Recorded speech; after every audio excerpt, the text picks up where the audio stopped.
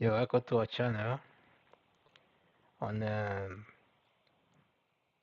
Let me just talk briefly on articles and PDP issue because just yesterday here, as you know, I made a little report about how PDP an article was said to be withdrawing their application, from the tribunal, and the reason was given that simply because event has overtaken whatever it was that he asked for, meaning that he he asked the tribunal to allow him access to the materials, the electoral materials, and that has been granted.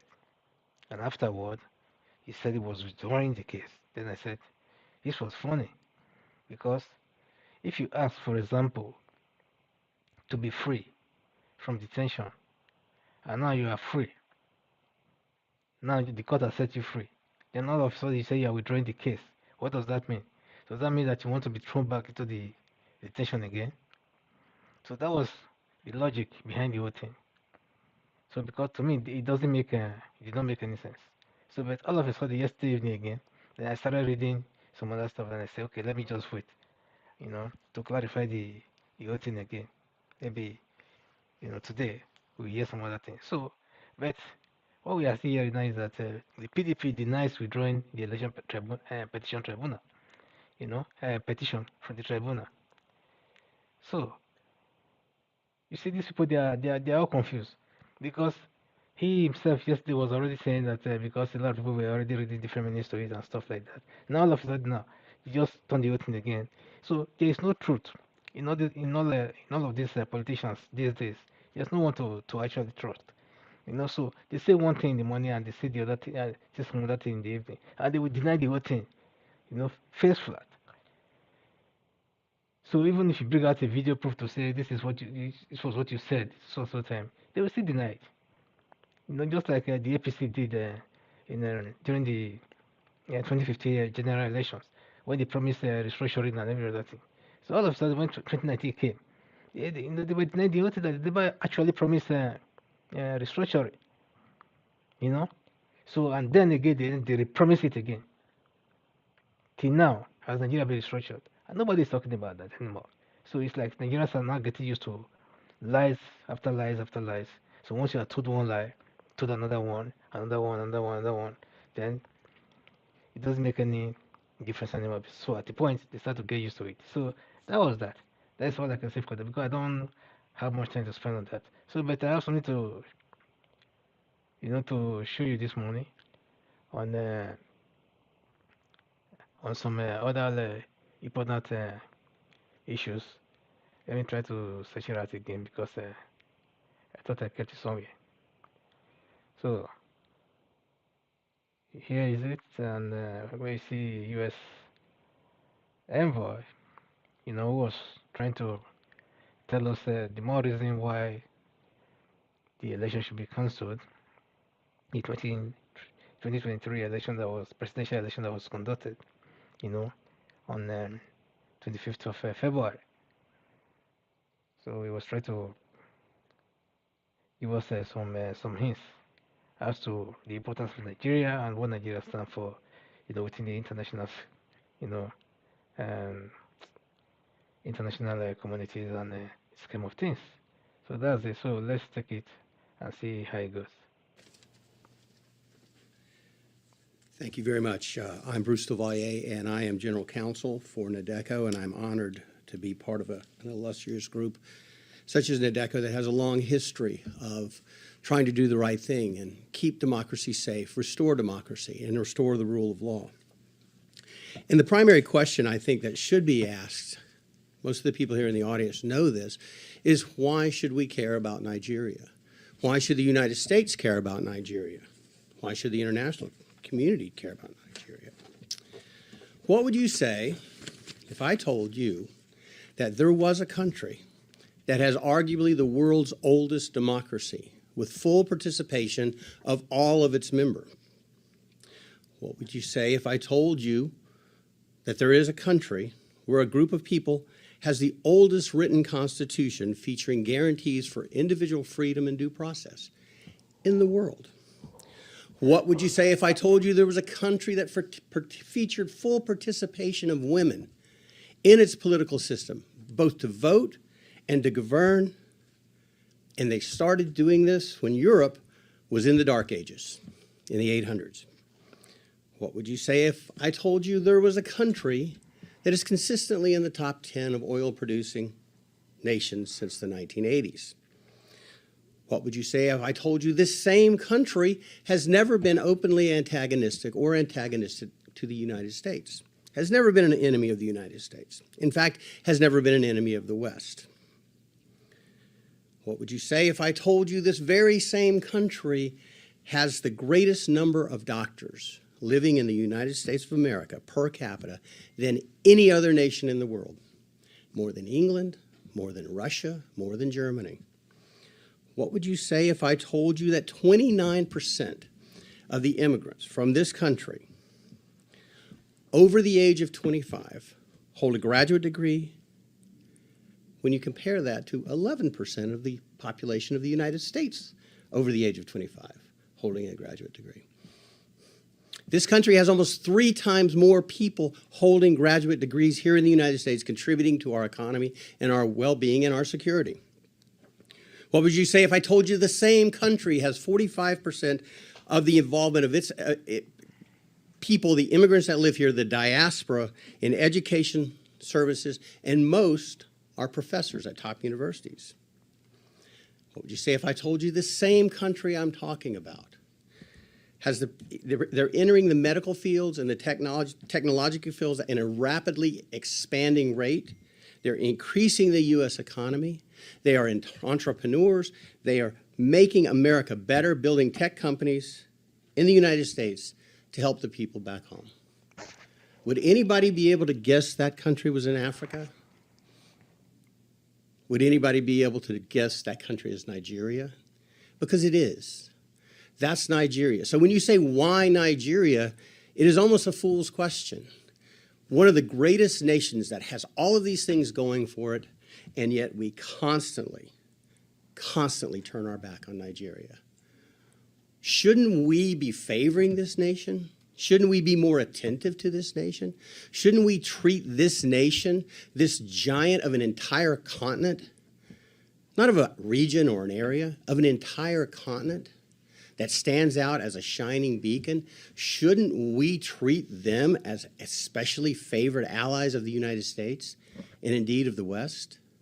Especially given the insecurity in the world today with issues relating to extremism and energy shortages. Don't you think that this is a nation that the world should readily leap to the fore to protect, to ensure the well-being so it can continue on its pathway to greatness? Yeah, we're talking about Nigeria, the largest nation in Africa. It is the wealthiest nation in Africa, and yet it's the poorest country in the world.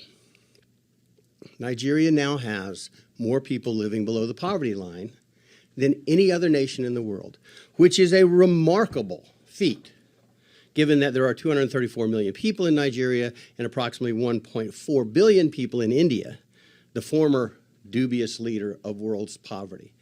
How can we let that happen? How can we turn our back? How is that possible? Nigeria is also the site of the largest genocidal slaughter the world has seen since World War II. And yet nobody wants to talk about it. Nobody wants to do anything about it. I am here very proud to be involved with NADECO because NADECO wants to do something about that. Something is very, very, very wrong. And it starts with the ability to choose your leaders in full, open, and fair elections. Nigeria has descended into a kleptocracy. And what that means is theft is the coin of the realm. Not due process, not laws, not fundamental fairness, not the pursuit of happiness, not freedom, not family, not religion, not work, not prosperity, but who can steal the most first and go back and steal some more. And that is something that I believe the Nigerian people can solve on their own, but they're going to have the help. We cannot continue to turn our back on Nigeria. The international ramifications or aspects are very clear. Article 25 of the International Convention on Civil and Political Rights, which was adopted in 1966, became law and active in 1976, was adopted by the United States in 1992 and by Nigeria, fully adopted, says that every citizen shall have the right and the opportunity, without any of the distinctions mentioned in Article 2 and without unreasonable restrictions, to take part in the conduct of public affairs directly or through freely chosen representatives, and to vote. This treaty signed by Nigeria and by the United States, and by the way, in the United States, when we sign a treaty, it becomes the law of the land with certain restrictions. So the United States has to comply with this. Nigeria has to comply with this international edict. It is as fundamental as any human right. And let me quote the UN, the Covenant 25 says, to vote and to be elected at genuine periodic elections, which shall be by universal and equal suffrage and shall be held by secret ballot, guaranteeing the free expression of the will of the electors. That's why this is important. We have a violation of international law that rises to a violation of human rights, and we all know the human rights violations that follow. And it's by a nation that we should hold in special favor, we should hold more closely, that we should take better care of.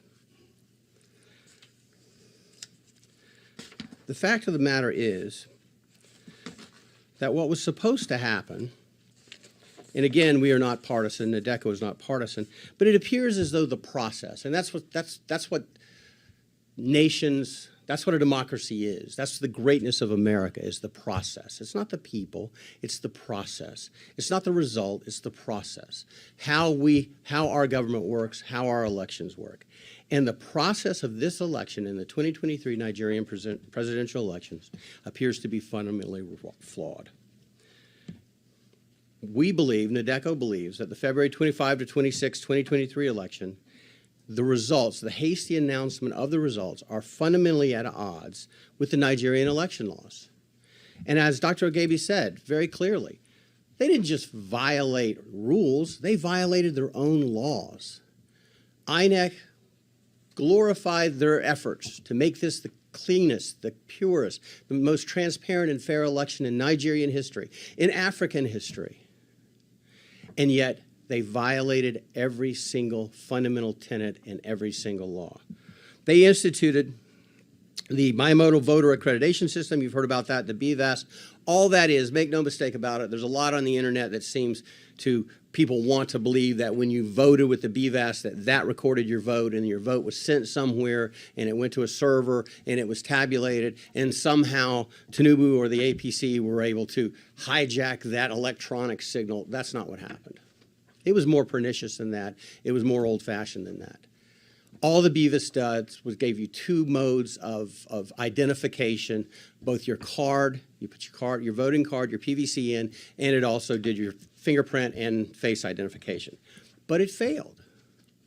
And the reason BVAS was important is so that people couldn't vote more than once. Vote early, vote often. The reason it's important is so people could not vote that had fake cards. And on the issue of the PVC cards, INEC announced, this is INEC themselves, said that there were 87.2 million PVC cards collected.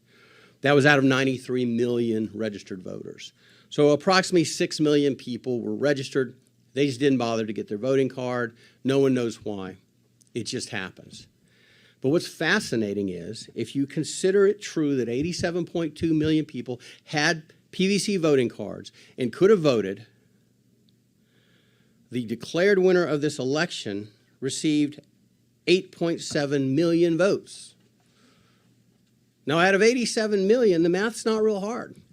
That means that Mr. Tinubu got 10% of the vote. He will be ruling the wealthiest economy in Africa with a mandate of 10% of the population. That's extraordinary. Something is seriously wrong. Something is seriously wrong. Additionally, we believe that what has to happen and why we're here today, and NADECO is leading the charge, we believe that INEC has to prove itself. It has to prove the results it announced were true and were real. There are 176,600 polling stations. That's a lot of polling stations. INEC's rules required each polling station to collect the votes, count the votes, and they do it the old-fashioned way. They get the paper votes, they count them. They put them in stacks for each of the primary candidates. They were to gather those results, publish the local results, and then transmit the results, and ultimately they would go to Abuja and be certified. Well, what happened was they published some of the results early on, and then they took them down. And so what they have is something that looks a little bit like this, scribbling, when it used to look like this, where it was written.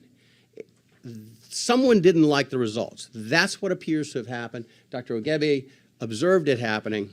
So what we have is vote rigging, vote buying, and bribery.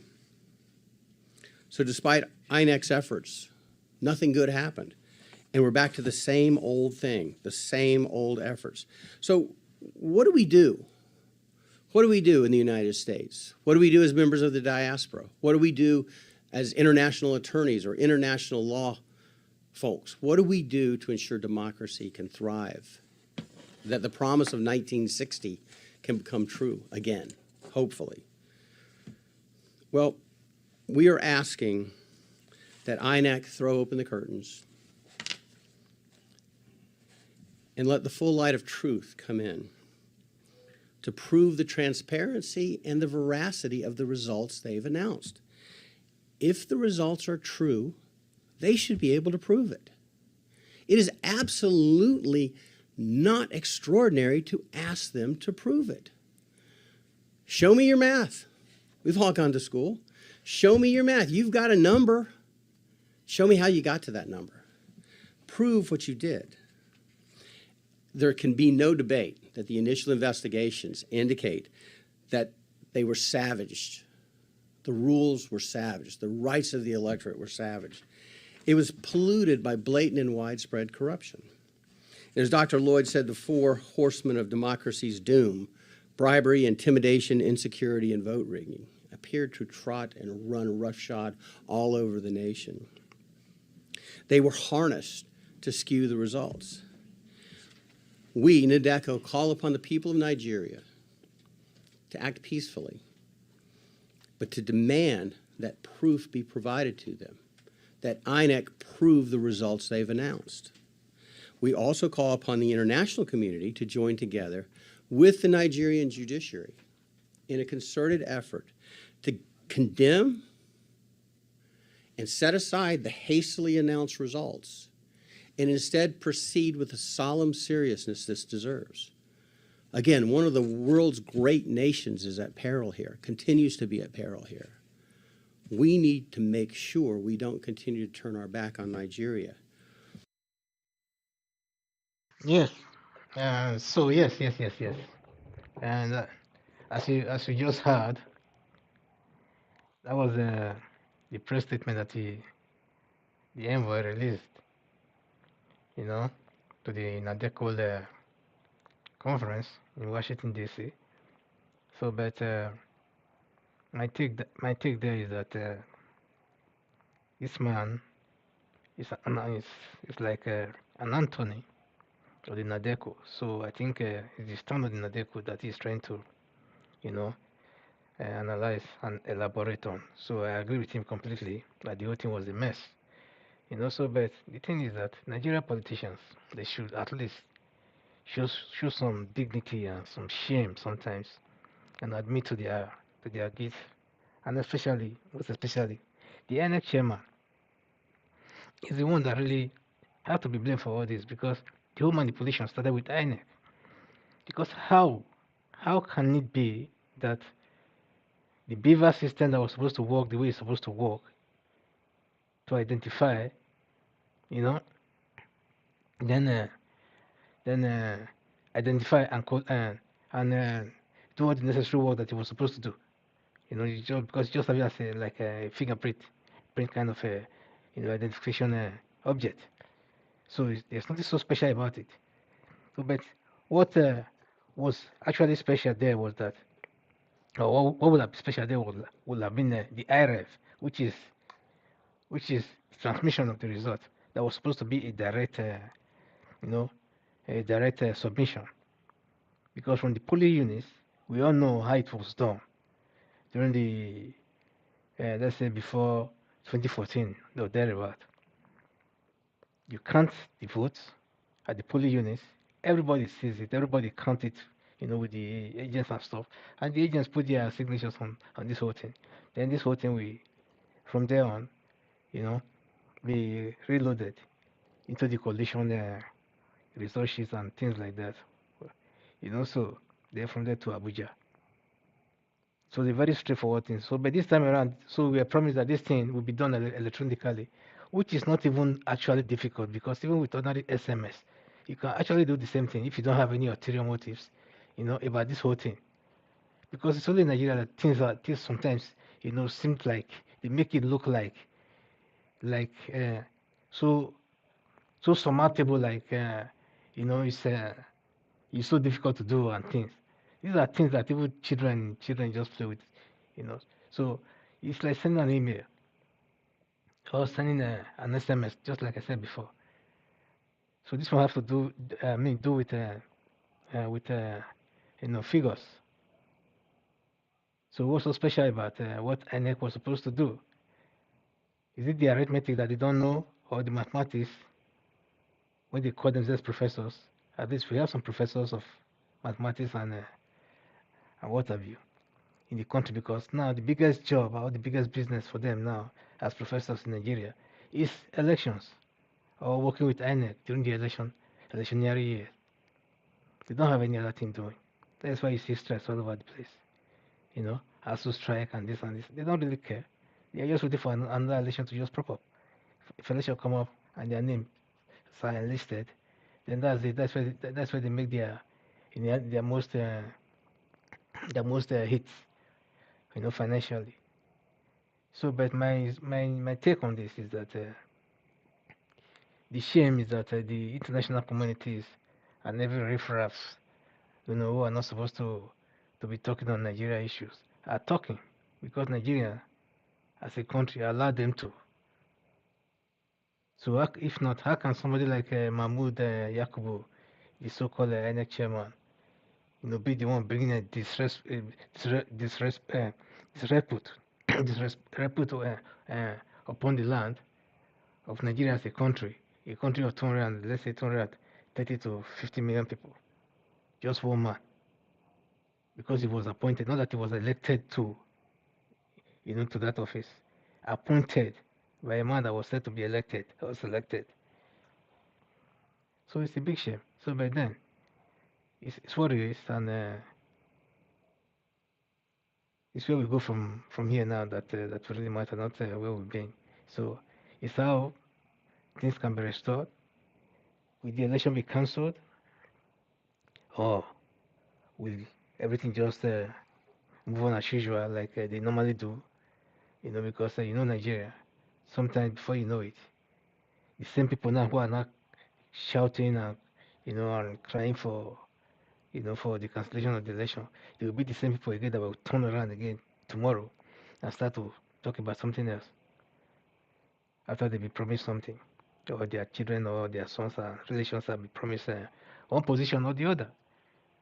So let's not kill ourselves over this whole thing, because it will come, and before you know it again, it will also fade away. Then another day will also come. So that's the way I see it. But my own is that if Nigeria is not careful, even the Tinubu himself might become a victim of the system. They might as well blackmail him to the extent that even if you have to become the Nigeria president, at the end of the day, you will not actually have the power or have the way to do what you're supposed to do, because he'll be either he will become a stooge of the West in order for him to be accepted, which is not desperately trying to do, with some statements that we are hearing so far, that he was asking Joe Biden, that FFK was asking Joe Biden to pick up the phone and call Tinubu and congratulate him. That's what they are waiting for, because if that should happen, like I said before in some of my videos, that I know that lobbyists, are on the ground working right now, both in the U.S. and Capitol Hill and number 10, Downing Street, etc. Once they get those two endorsements that you see tomorrow, next day you pop out his chest and throw his agbada and start to blow guns around that yeah, everything was free and fair, that he has been accepted, by the international community, without us knowing the kind of deal that we'll be having on the ground. So these are the things that are always the problem, because the US don't really care about Nigeria, and neither does the West, nor the Europe or whoever. So it's all about what they can get. So if today or tomorrow they have a deal or they struck a deal, because now that the US is having problem getting enough you know energy source, and the same thing with Europe, you know, coupled with the Ukraine war, etc. So if Nigeria, if Tinubu get in there and just promise them some millions of barrels of oil free of charge, for it to be for it to be accepted into the international community and stuff, you know, then they will say, okay, sign this. Once you sign it, that's it. And they just look the other way like nothing really happened. So that's how they operate. You know, they are thieves. It's all about them. They don't care about you. So you don't start putting your hope too high. I hope that okay, America is saying this now, or an envoy is saying this now. This one is just another you know, piece of one of those people. That you'll be surprised that will be used tomorrow by the same people that you think are standing on the side of the people. When I mean these people, I mean standing on the side of Nigerians. In fact, they are not. They are just standing on the fence, waiting to see what they can get. So if this man should come with an offer tomorrow, and they accept it, so be it. So ladies and gentlemen, please, let's not kill ourselves over these issues. But I just hope that one of these days, things will fall in place. Let the youth do what they have to do, but be careful. Don't put yourself on the harm's way, because that's what they are waiting for. They are waiting for you to come out, so they can roast you alive. So don't do that. Use your senses. Anything you do, use your wisdom. So that's it. So ladies and gentlemen, give us a thumbs up and subscribe to our channel and share our videos. And give us a like. And watch out for more good videos. Thank you very much, and God bless you. Bye. Welcome to Niger TV. Bye. Niger Matters TV.